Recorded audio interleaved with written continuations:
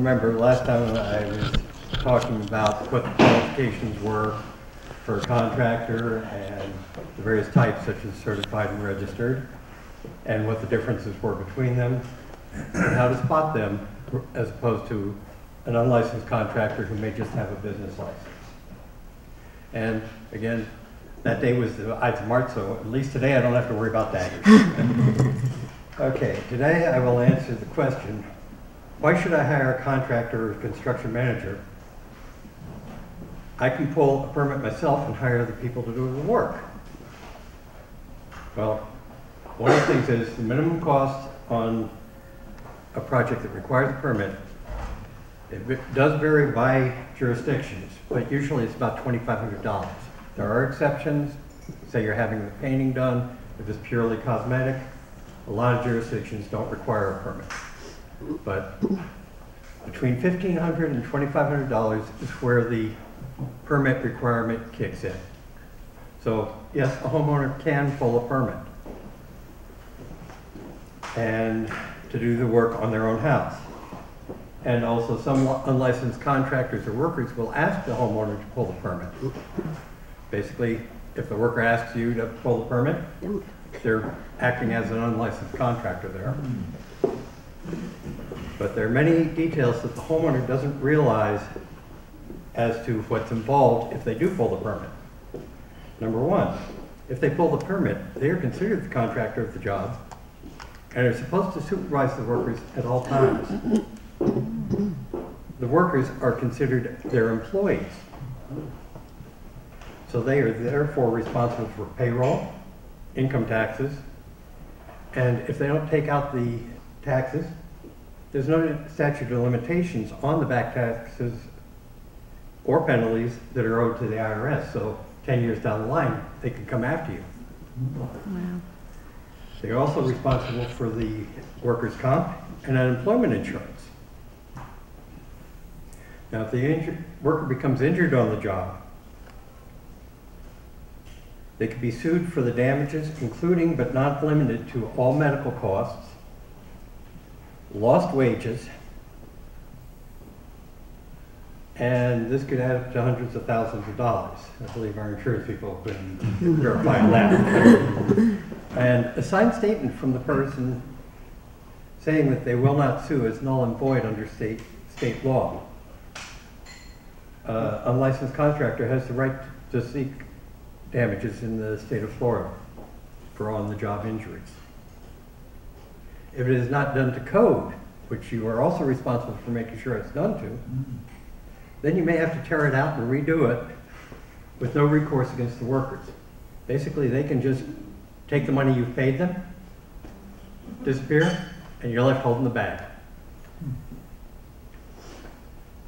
Now, the homeowner would also need to know what the requirements are for the different trades, that are needed to complete the project, and in what order to schedule them. You don't want to have to pull out something to put something in. Say you do the drywall, and then realize, oh, we got to put some electrical in there. Also, the homeowner would need to find the workers and or subcontractors, get bids from the various ones, go around, find however many people you're going to check with, 3 minimum, and also make sure that they are in compliance with the insurance, payroll, and workers' comp requirements. They would also need to know what inspections are required and in what order. And also, by hiring an unlicensed contractor, they would quite often be in violation of the law, and they're liable for fines up to $5,000 per violation. A lot of people don't realize that if you are found to pull a permit improperly, you can be fined.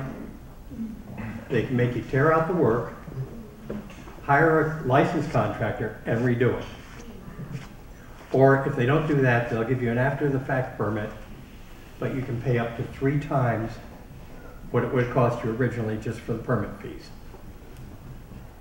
Now, a contractor on the other hand, a licensed contractor would have all the insurance requirements and payroll requirements met. And if he's using subcontractors, he will also verified and vetted that they meet the insurance and tax requirements. The contractor will legally pull a permit and know what sub-permits are needed. Carry proper liability and workers' comp insurance. We'll have a group of subcontractors who he can get bids from each trade required. And he usually has worked with them previously, so he knows, he feels confident in their quality of work. We'll confirm that all subs are in compliance as to the insurance and payroll required. Obtain the proper release forms from the suppliers and subs. Now, again, if your unlicensed subcontractor buys the materials and brings them in, but doesn't pay his supplier, a lien can be placed against your house. So you could end up paying for the materials twice. He will verify the work by the contractor or the subcontractors as to building codes and standards. He will also be liable for the completion of the job and the workmanship. The licensing board can impose penalties and fines, plus if the work is not done to standard and the contractor won't meet the obligation of fixing it, there is a fund for reimbursement if you hire a licensed contractor and they fail to perform. These are the main points as to why you would want to hire a licensed contractor. There are other reasons too, such as contractor can usually get better prices on materials and from the subcontractors, since they would usually view him as repeat business rather than a once-off. And now I will leave it open for questions as to anything that I may not have covered or that you would like further clarification on. What would be, like, in your opinion, the best way for a homeowner to know if a permit is really even required or not? Best way, actually, strange as it sounds, is called the permitting office. Yeah. County permitting office.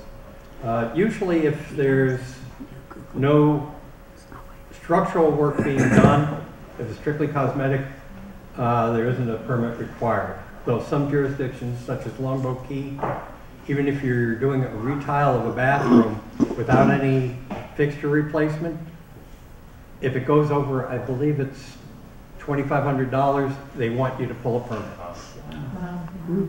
But then again, that's... If we call the permitting office, might we use your name instead of our own? Sure, if you want. And Chris, what jobs do you like to do? What's your most favorite type of work? That's a good question. I do enjoy doing remodels, especially if I'm helping with the planning and design of it. I do have a fairly good eye for balance and coordination, laying it out so that, interior design area. But I also enjoy doing from the ground up. At the end you can say,